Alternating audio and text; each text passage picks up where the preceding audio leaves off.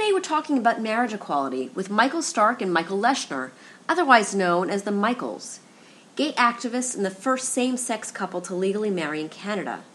They talk about the struggle for marriage equality here in Canada and around the world, and what that right means to them.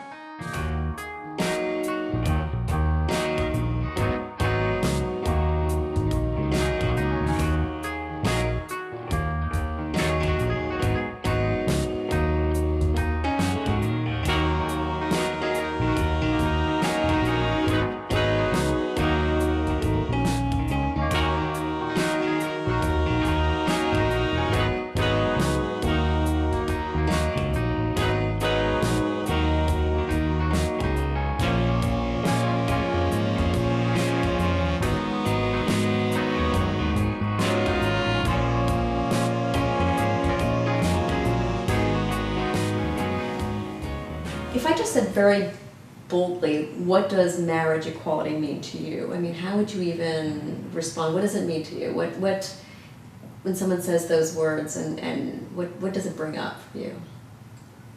Well, I think what it brings up for me is, for gays and lesbians, marriage equality is kind of like the last legal barrier that we had to win to achieve full legal recognition, and that we've always said that we're not promoting same-sex marriage per se, we're promoting the right that people have to choose. If they choose to get married, fine. If they don't, fine. Just like in the rest of society, no one is saying that you have to get married, but if you want to, you have that right. Okay. And for me, it's somewhat different because I look on it in a more historical context, is that being Jewish and the grandson of grandparents who fled Europe because of poverty and discrimination, that their grandson, who they probably would not have understood nor necessarily even approve of, learned from their experience, applied it to his own experience, and in that sense I think I had come full circle, that the grandson of Jews who fled stopped fleeing, and in a David and Goliath way stood up to the modern day Cossacks. And so that's my story. That's an interesting way of putting it. Is that why, for you, and I mean, I'm assuming it was, obviously this issue was important to both of you, maybe for slightly different reasons, but maybe not, but is that why you became such a strong activist, or is it? Well, first and foremost, I love Michael. That is first and foremost. Right. And so when you love someone, you do things and think of things that you wouldn't necessarily have in your stratosphere, except love goes in directions you can't control. And it was never just, I love Michael, it's something personal. It's like, it was much more so, I love Michael, now I dare you to interfere with that.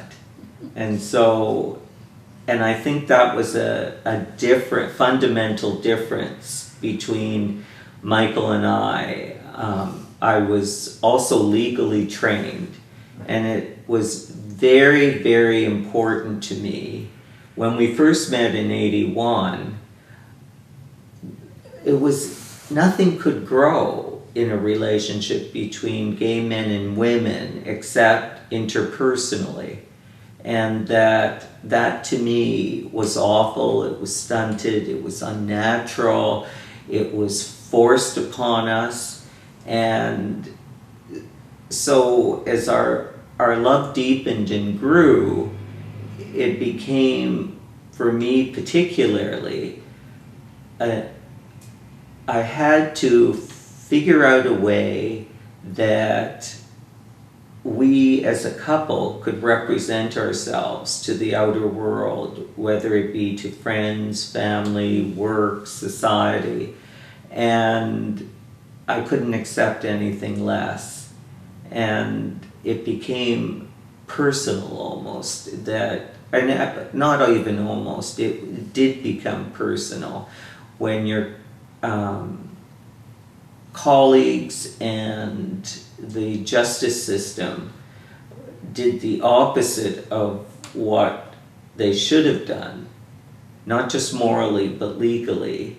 There's no other way than to take it personally, because while there are always excuses made, there really are no excuses. It's just what's expedient, what's politically better for your career.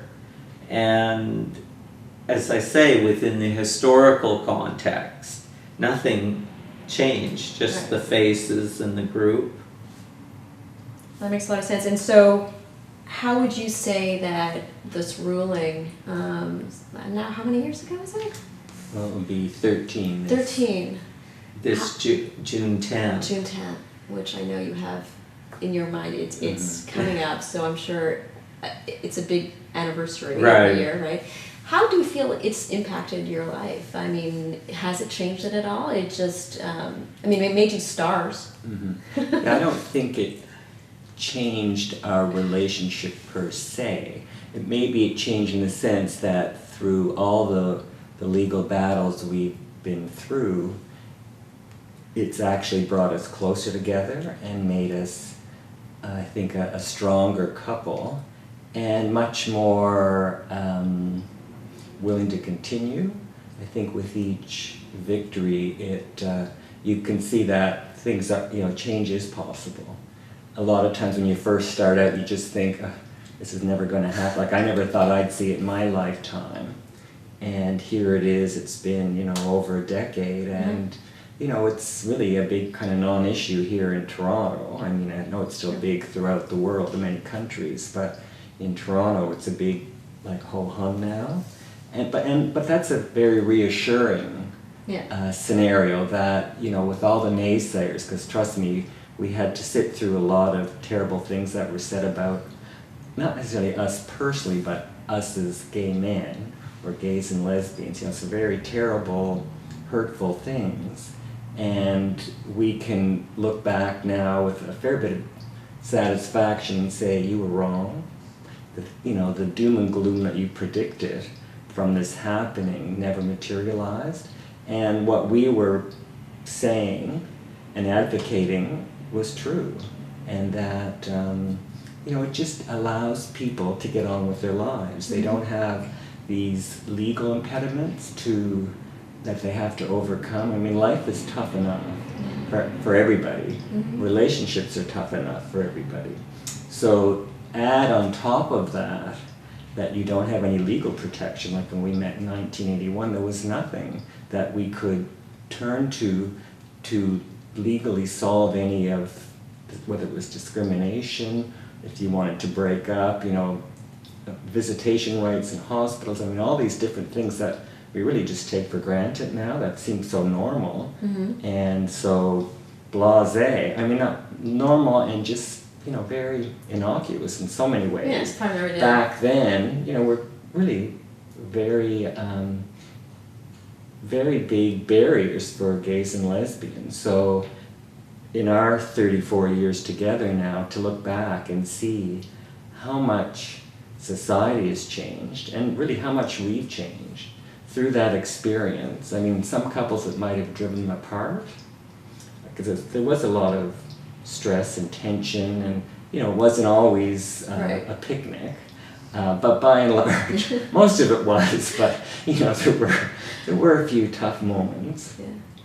And what I think is probably a testament to us as individuals and as a couple is we survived that, and we survived it. We can hold our heads high with great dignity that we got through this, and life now, you just live. You don't have to worry about how am I going to arrange this or that? You know, legally we have the same rights as anyone else, and that's the way it should be. We have the same starting line, Yeah. and you succeed based on your own merits, not on whether you're gay or straight, or you've got this law for you or not. And so that's been very satisfying. That's great. Anything you want to add to that, or? Well, as usual, I take a different tack. Going from the personal and looking out, you realize so far it's just a Western society issue. I'm not minimizing that in the least. We live in the West. And apropos of what I said earlier, my grandparents had to flee Eastern Europe. Luckily, they chose North America. If they hadn't, if they had stayed, it would have been the Holocaust. Mm-hmm. And as we look around the world, it's horrible. In most of Africa, in the Middle East, is just a nightmare. To me, it's like the Middle Ages. The fighting between Shiites and Sunnis and other sects is like the Middle Ages that we went through with the Christianity sects, mm-hmm. and everyone slaughtering one another, and there was just nothing. You couldn't even hope for, there was no hope. Here at least, Western societies, we've been going to the Gay Film Festival, and you realize just how privileged we are in the West that we have a system where change is possible, where change that it seems impossible becomes possible. And it's not because there are thousands or hundreds of thousands or millions of people clamoring for change. It's essentially because of an idea.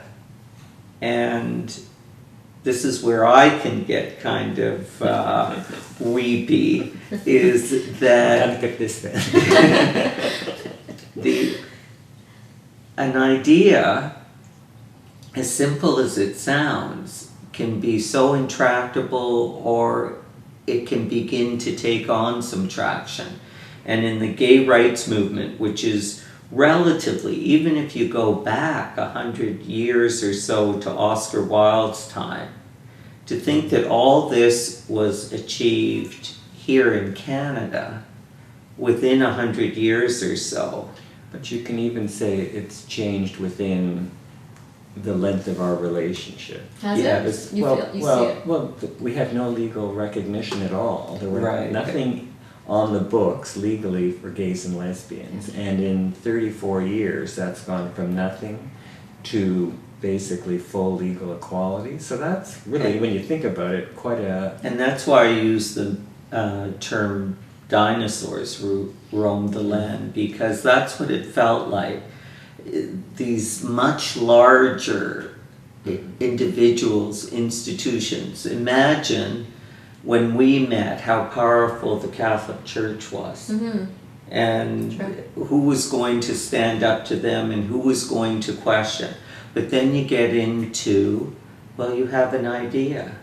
Mm-hmm. And the idea offers you hope, and it also gives you the strength that you never thought you would have. And I think it's also, it's a tribute to, as I said, we had a nice wedding reception a couple of months after we got married, because we didn't know we were getting married that day. And it's part of my speech. I said that it is remarkable what one individual can do. I mean, he wasn't the only one involved, but he was certainly a driving force behind what was happening, a lot of behind the scenes that no one ever saw. Yeah. I saw, but a lot of people didn't. And I think, it does go to show that so many people just give up and say, can't be done. And sometimes it can't be done, but it'll never get done unless someone tries. And you've got to have, any movement has to have people who have that passion, who believe what they're doing is correct, and that feel that, you know, it is possible. It may not happen on my watch, but I'm going to at least start the groundwork, and hopefully someone else, if I'm not successful, someone else will pick up that fight and continue on. So to that extent, you know, it's been very satisfying for Michael because he did put so much of his heart and soul into it. And, you know, we always say it really is, you know, a good news story. We've just been extremely fortunate and, as Michael said, privileged. And, you know, the stars all aligned and everything worked out the way, you know, it should have. And it is fundamentally, for all my highfalutin talk, it is still fundamentally, essentially, a love story.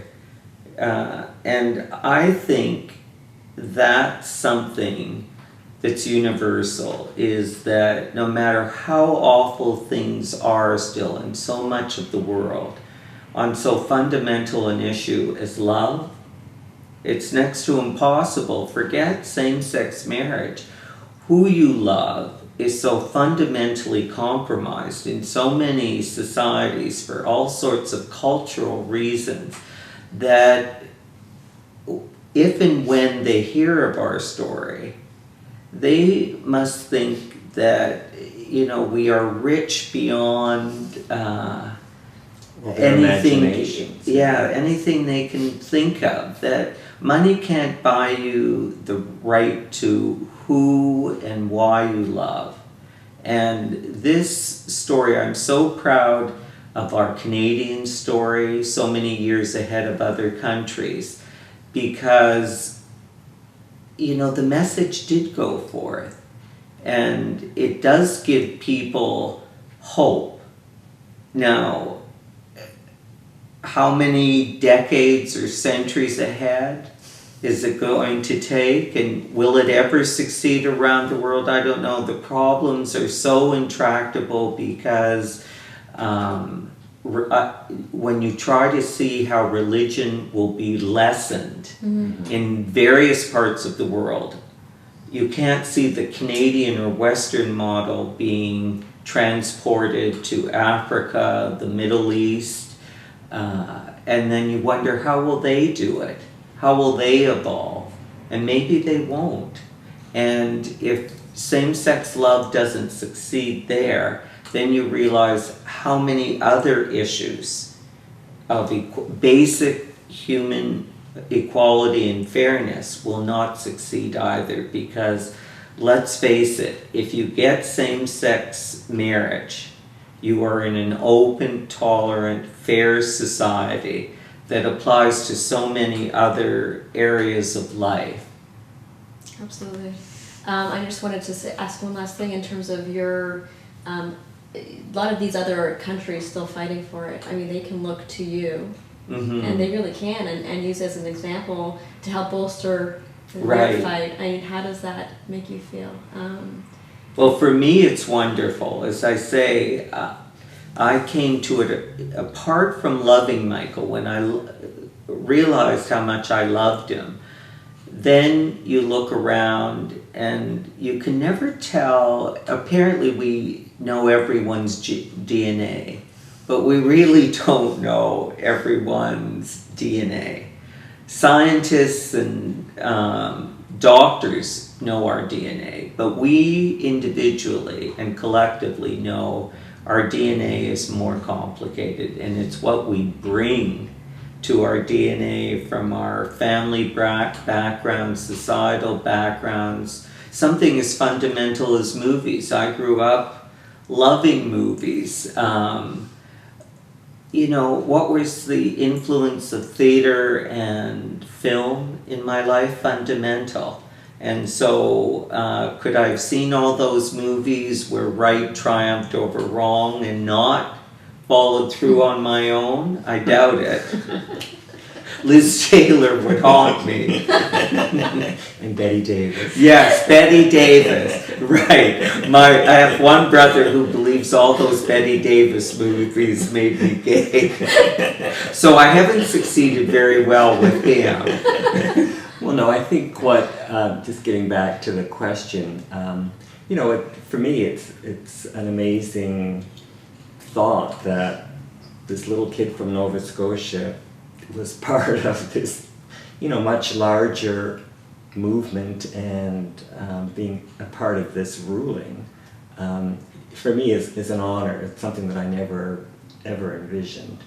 And now Michael has, his brothers all live in the States, and they're all extremely proud of him because, of course, the States, they've had a lot of movement recently, but it's been a slow slog, and there's still areas that I think may take a while before they see the light. But just as a personal note for me, one of the things that's been quite, I still can't believe I was part of this, was my nieces. I have 3 nieces in Acton, and occasionally I'll get an email from them saying you were mentioned in school, and we were talking about human rights, and they talk about same-sex marriage, and one of my nieces says, well, that's my uncle. And to me, I just think that's amazing. Who would have thought? Never in my wildest imagination that, and I certainly wouldn't have done it on my own, but being part of, this couple gave me entree into this amazing experience that I will certainly cherish for as long as I'm alive. And just to know that it has had such a big impact on people, certainly in Canada, and to a large degree the States. What better gift can you leave the world or your society than to have, had been part of a profound change that affects so many people? Who knew? Yeah, we've had 15 million hours of fame rather than 15 minutes. Well, it's still continuing. Well, I think it's just it's what I guess I'm still surprised that people still recognize us. I'm thinking, it's been such a long time. It's the hair.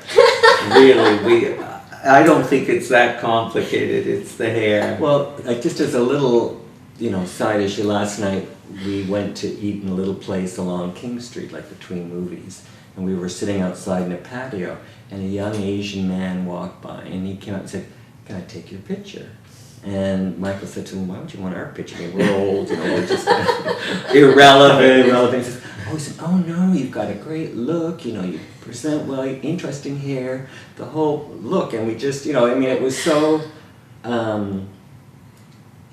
it just kind of makes you stop, and you just think, that's what so much of it is too, is I think we did, we're not threatening in a in-your-face kind of way, but I think we still kind of stand out a bit. There's the funky hair, and I guess like Michael said, we both have the same name, and I think what also helped is because he was a lawyer and he was a prosecutor, so really, he was putting the bad guys away.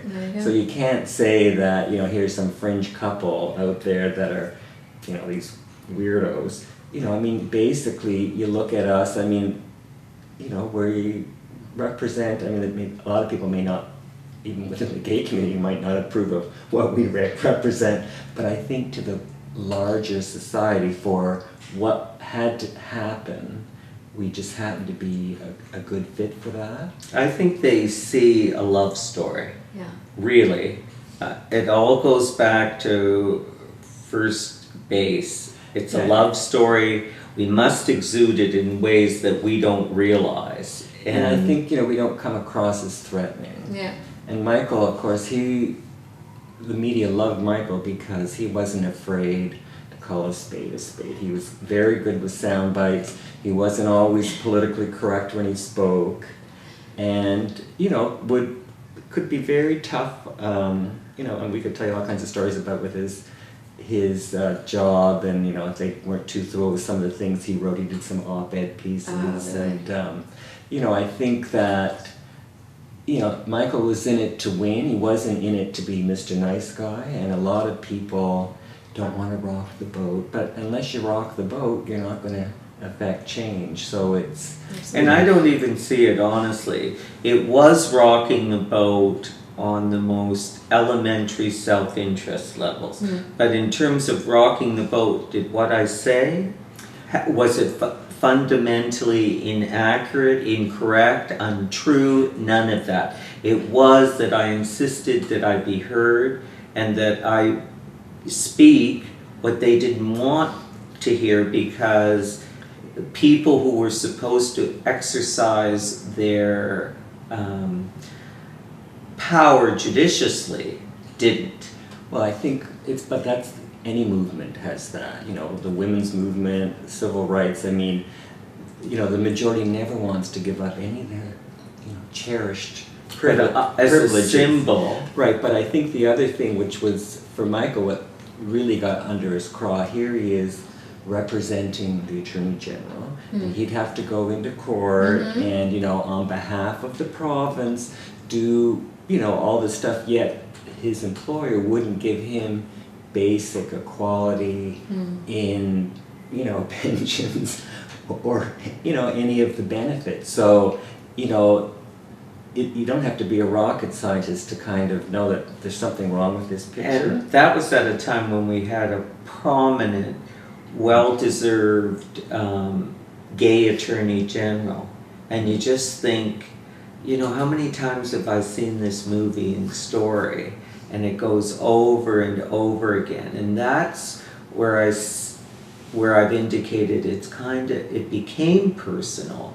And it became personal because you realized no matter who you spoke with, it wasn't going to change on their side.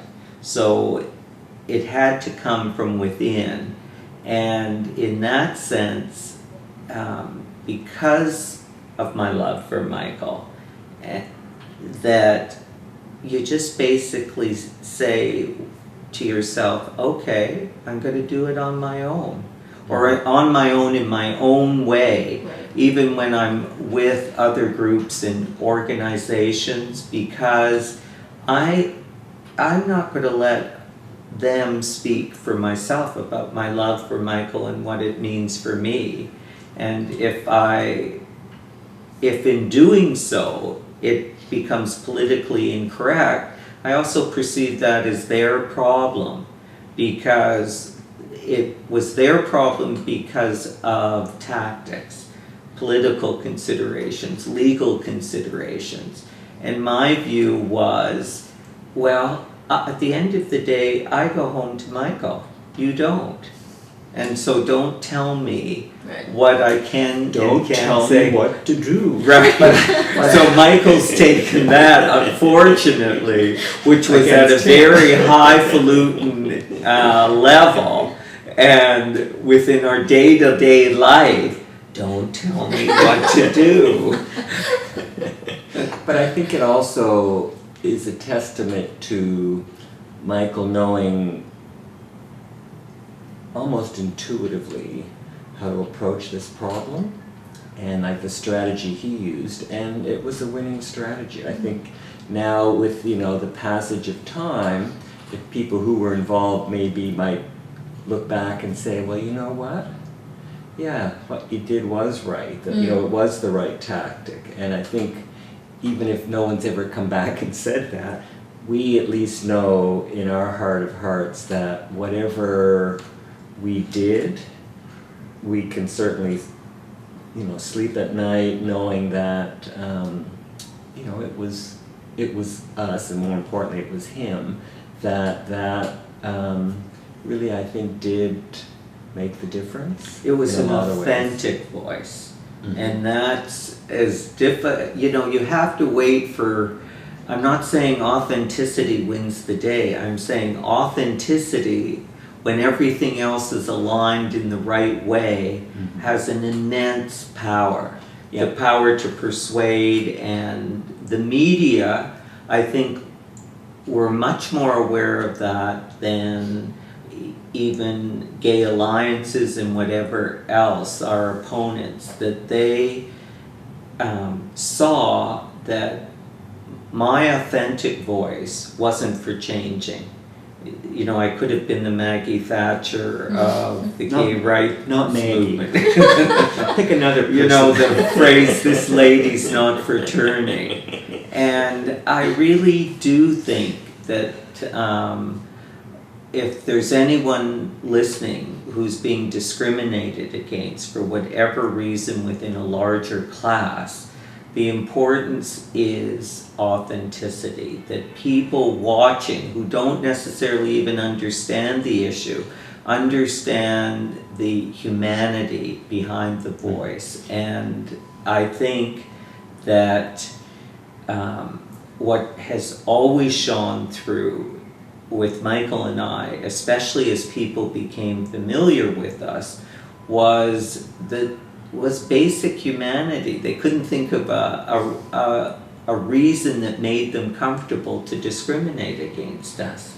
And I think that's what, you know, I'd like to think we had a role in helping change society. Because let's face it, when you first started in '88 with your human rights complaint, it was a very different society we were dealing with. And then over the span of the next several decades, you could really see that, you know, there was change. And I'd like to think we played, you know, at least a role in only that. 15 years from the filing of my human rights complaint that finally recognized gays and lesbians as a couple. It was only 15 years before we married. And I always used to say, with a certain amount of hubris, that it would take 20 years.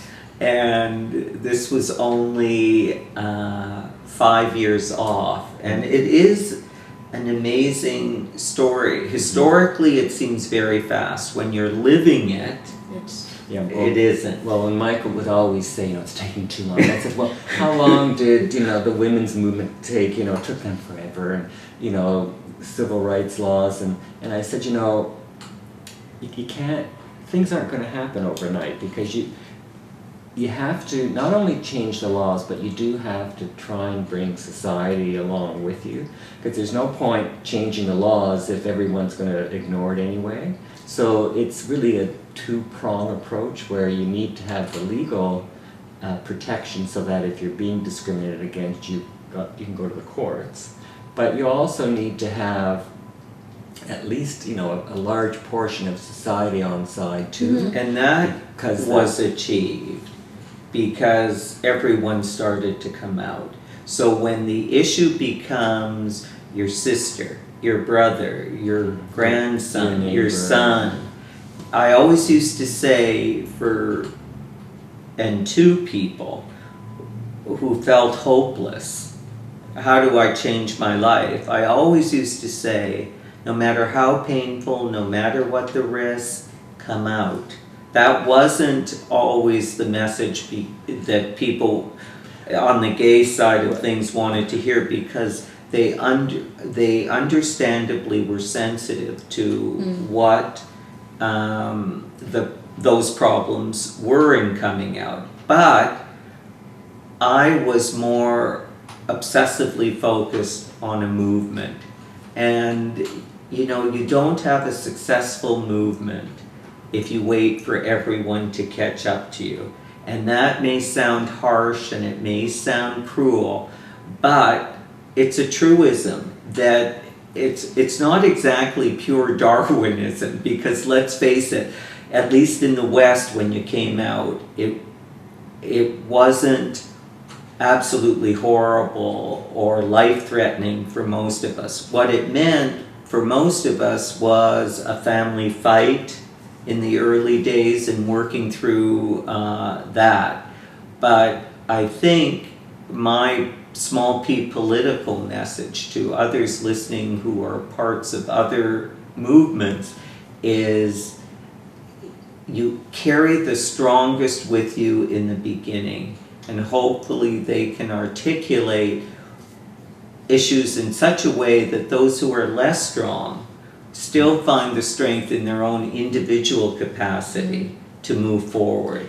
And, you know, I think that, the good thing is that people who are coming out now, I mean, it's still a traumatic event for most people, but it's so much easier in the Yeah. sense that there's many more role models, there's much more support groups. Like when I came out, there was nothing. When Michael came out, there was nothing. You look now, you Liz know, Taylor. right, but that, you know, poor mom. It's true. No, but I think, you know, what the difference is now, like in a lot of high schools, you have, you know, the gay straight alliances.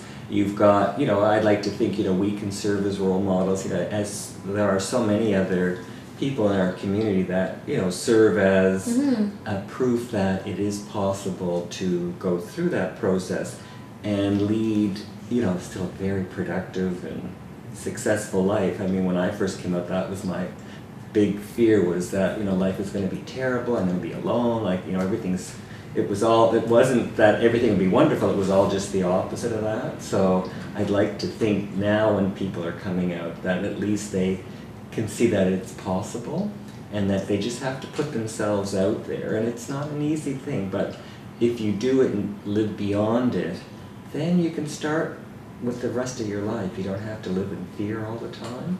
And if necessary, you leave the bosom of your family, you leave your town, and you go to the big city. That's what Michael did. That's what I did. Yes, there were many complications. It may involve years of therapy and whatever else. But, you know, I hate to adopt the slogan of a group that I have nothing in common with, but it's choose life. I'm sure they won't mind. But I think the other thing... No, they'll hate it. Actually. But I think the other thing too is that, you know, that you give the message of hope. When I was, as I say, coming out, I just thought life was over as I knew it. And now to get beyond it, I never thought I would have the life I've had back, you know, when I was in my early 20s. So, you know, you can't predict what's going to happen. You can't, you know, don't judge everything. Sometimes you just have to have leaps of faith, and we've done lots of leaps of faith. And you just, you know, you land where you know, where your feet hit the ground, and you just keep moving. Beautiful. Thank you.